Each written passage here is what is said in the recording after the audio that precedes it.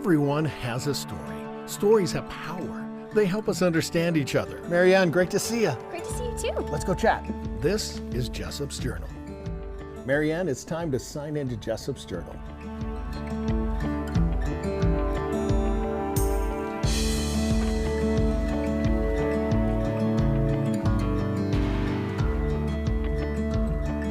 Hi, I'm Doug Jessop.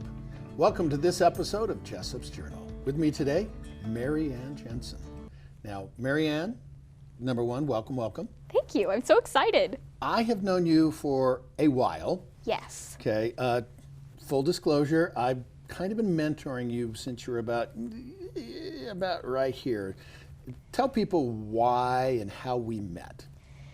When I was 2 years old, I watched Cloudy with a Chance of Meatballs for the first time. And that's when I saw Sam Sparks. And I'm like, oh my gosh, I want to be like her. Okay, everybody, you are not going to believe this one, but we are about to be in the epicenter of a perfect food storm.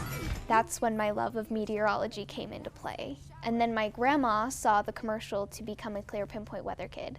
So she told us, and then my parents and I made a video. In St. George, it's always sunny. Send it into ABC4, and then on my last day of preschool, when I was 5 years old, I came here to ABC4, and that's when I met you. And then I did the weather on live TV with Jim Kosek. I did not realize it was your last day of preschool. Yes. Oh my heck. Okay, yeah, because that was a promotional fun thing that I came up with a long time ago. You did a stellar job, by the way. Thank you. You were one of my first weather kids. Yes. And so the people that don't understand, since you can explain it to them, remember I told you that being on the weather is kind of like being in a video game. And that there was the green screen and everything. Yes. Okay. So if I were to stand in front of the weather screen right now, what would I look like? You'd only have arms, a head, and legs because your jacket would blend in. Yes, it would disappear. So what was the thing that you remember the most about being on as the weather kid the first time? There were so many things I remember. I definitely remember being on the green screen, like being in front of the green screen, and like I had to look into like this screen where I could see what was behind me, and then I had to use my finger to like try and find it, and I think that was the hardest part. It's 82 degrees. In Salt Lake City. Now, what about the rest of the state? You pick one out, and I'll tell you how to say the name of the town. In Cedar City, it's 86. Nice.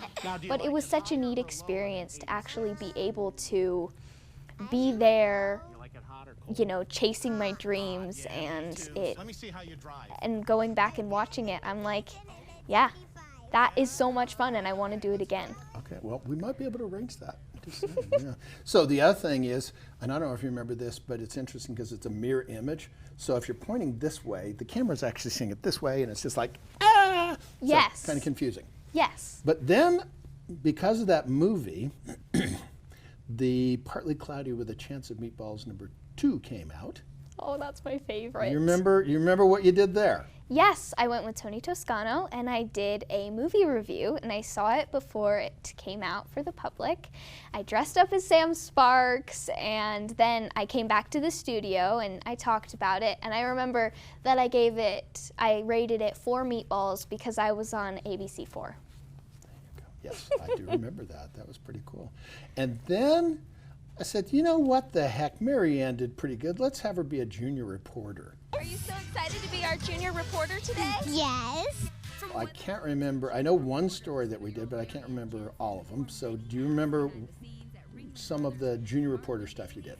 When the Ringling Brothers Barnum and Bailey Circus was in town, I went and I interviewed the ringmaster and the guy that works with the circus dogs. And then I think my favorite part was I held this rope and I helped the dogs jump rope at the circus on live TV. So do you have a dog at your house? No, we're not pet people. Oh, well, I still like you. It's okay. Thank you. So that was a couple years ago. What have you been doing since? I have always loved writing, and I've always loved stories. And when I was little, I would draw pictures and then write stories to go along with them, or I'd pick up a picture book and I'd make up stories to go along with it. So I've always really loved stories and writing. But when I was 11 years old in 5th grade, it was almost Christmas time, and I just finished my first draft of The Lost Mermaid. So I said that, you know, this would be a great Christmas present for all my friends. So we sat in front of the printer, my parents and I, for hours and hours and printed out copy after copy. And it was just like this paper copy that we bound with an elastic. So not quite as fancy as this one, but I gave it to all of my friends, and I just loved the joy that came across their faces, and I was like, you know what? I want to do this some more. So I came to my parents with some money that I had saved up, and I said, I want to publish this. I want it to be a real book with a real cover and a spine and a barcode and my face on it, and like I had all these things that I wanted to do, and they're like, okay, let's do it.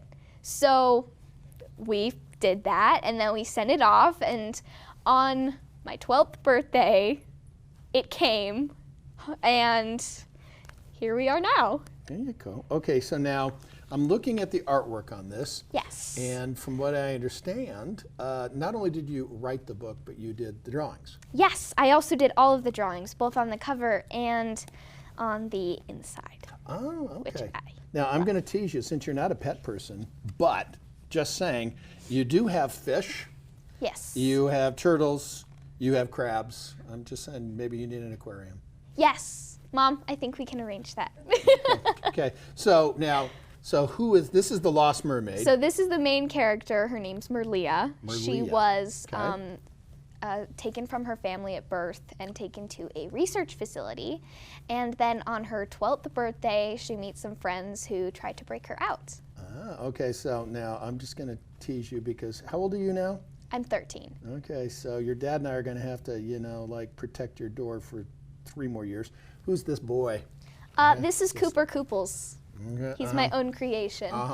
Okay, so you did book number 1, Yes. and then you decided, what the heck, let's do it again? Yes. So this is my second book. It's actually the first book in my 7-book series, the Okay. Sundance Spring series.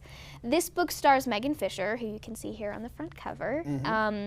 So she just moved to Sundance Springs, and so she's the new girl, you know, but she gets invited to a sleepover at Christy Pearl, the popular girl's house. Okay. And then at the sleepover, they play a game of Would You Rather. And then when they wake up in the morning, their Would You Rathers have come true. So they need to solve puzzles to, you know, try to get out of this crazy spell. Okay, so what is a game of Would You Rather? So you pick 2 different things, like, Okay. would you rather become a mermaid whenever you touch water, or become a dragon whenever you blow out a candle?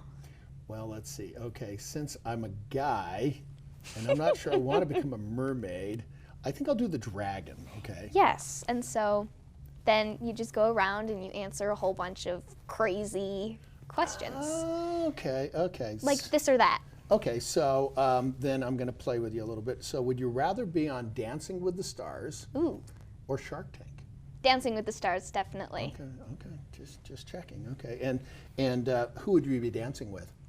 Oh, Cooper Kooples all the way. Okay, just saying. Okay. Or Derek Huff. Oh, He's pretty good, too. Okay, well, we might be able to arrange that. I don't know. So, and then you got this 3rd book. Okay. So this one, MASH, is the 2nd book in my Sundance Spring series. And each of these books is in a different girl's perspective. So this one is starring Victoria. And so they go, again, to another sleepover. You think they would have learned, but what the heck. So they go to a sleepover and they play a game of MASH. So tell me what MASH stands for. MASH stands for Mansion, Apartment, Shack, House. So here inside, I actually have some MASH boards that I filled out for each of my characters. Okay, is this a real game or did you just make it up? No, it's a real game. Really? So here on the MASH board, you write MASH, and then you write 3 of your crushes, 3 cars you want, how many kids you want, pets, and jobs. Okay, so I'm looking at page number 8. Okay, I'm gonna put you on the spot, girl. Okay, crushes. Give me some crushes. Okay, who do you have a crush on? Nick, Jackson, Derek, Aaron, Laszlo. That's more than 4. Okay, okay. What kind of car? I'd say a limo. A Or limo. a Ferrari. Limo Ferrari. Okay. And then what was the next one? The pet? Pet. You know what? I'd have to say a cat, although my dad's allergic. The cat comes into play. Okay. And then the what's the next one? The job. Oh, the job. Okay. Yes. Well, I think we already know the answer to this one, but you tell Author, me. meteorologist, something that goes along with ABC4. Oh, okay. Okay. Well, okay. So I think we can kind of have some fun with that. Yes. So now that you've done the authoring thing, and you've done the meteorology thing, and you've done the junior reporter thing, what's next for Marianne? Well, since this is going to be a 7-book series, my next goal is to finish the 3rd book. Oh, okay. So have you already kind of got them written in your mind, or are you kind of going away?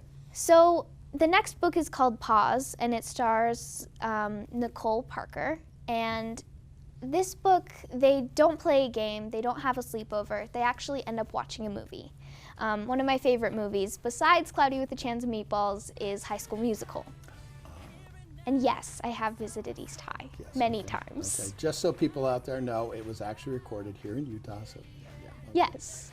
So this book, it's something very different compared to the other books I've written. Because, I mean, yes, it's a part of the series, but this book, each character has their very own personality. And for Nicole, she struggles with anxiety.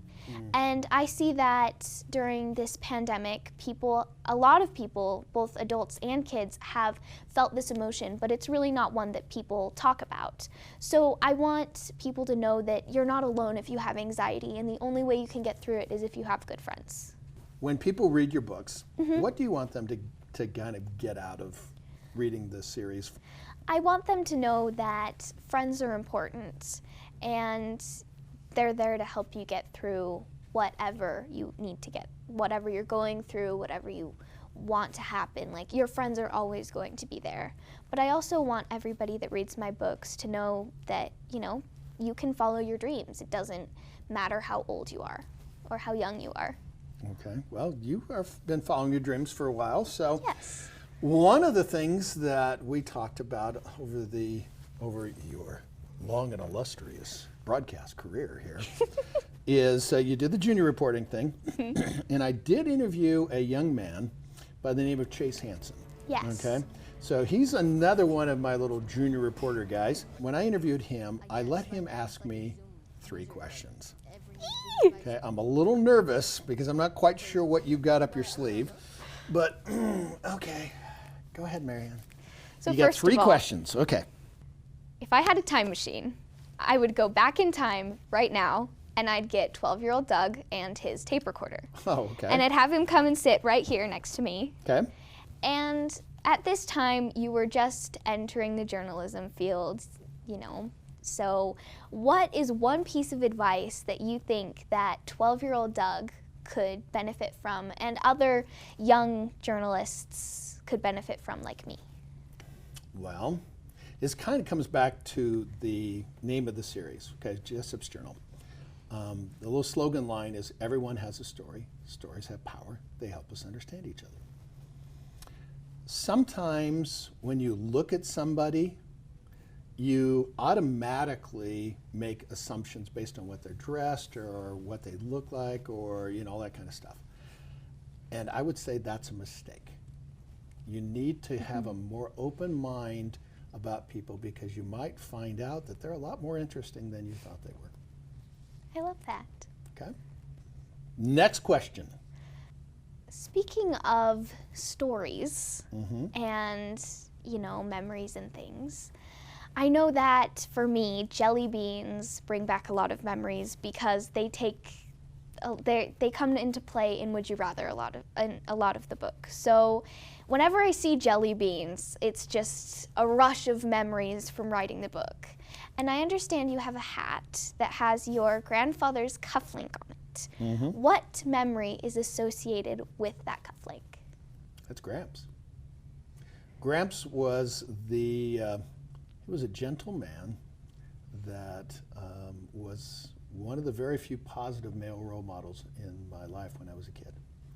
And he would come over every Sunday to have dinner. He was a widower, I guess is the correct term.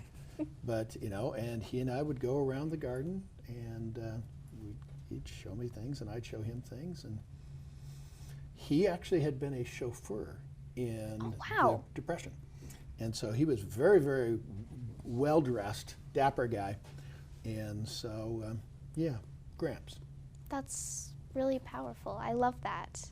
And again, going back to stories, there are so many different genres out there. There's science fiction, fiction, nonfiction. And for me, the books that I'm writing right now are fantasy fiction.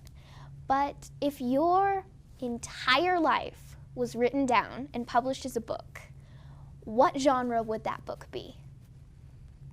Humor. Humor? I was not expecting that from you. Yeah. Why do you say that? Well, actually, because I'm already started writing it. It's called Life is Never Boring. Oh my gosh, I love that. And so the idea is that sometimes we need to make sure that we don't take ourselves too seriously, because there was a bit of advice. You're one of the youngest people I've interviewed, okay? Chase technically has got you beat, okay? Yes. But the oldest person that I've interviewed was 103 years old.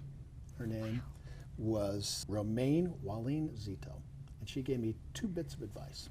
Number 1, remember to have fun, okay? And number 2, remember to laugh.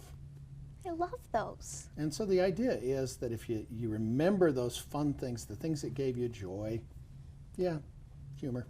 Because, there's an old axiom is that, I hate to say this, but tragedy multiplied by time equals humor. Something that's true. at the time was not very funny at all. It's like, now you can go back. I mean, like, for example, okay, now our photographer over here, Ed, we did a story for Dan and Yogurt. We went down to Millard County, and when I was a kid, when I was your age, I went and I used to help milk cows. Oh my gosh, I did not know that. On my cousin's dairy farm. Well, so there's this milk barn, okay, and the girls, they come in, okay, and Ed really wanted to set up right there. Yeah, he did, and I told him, no, you don't want to set up there. No, I need the shot. You got that, okay? And you know what? The cows kind of did what cows do.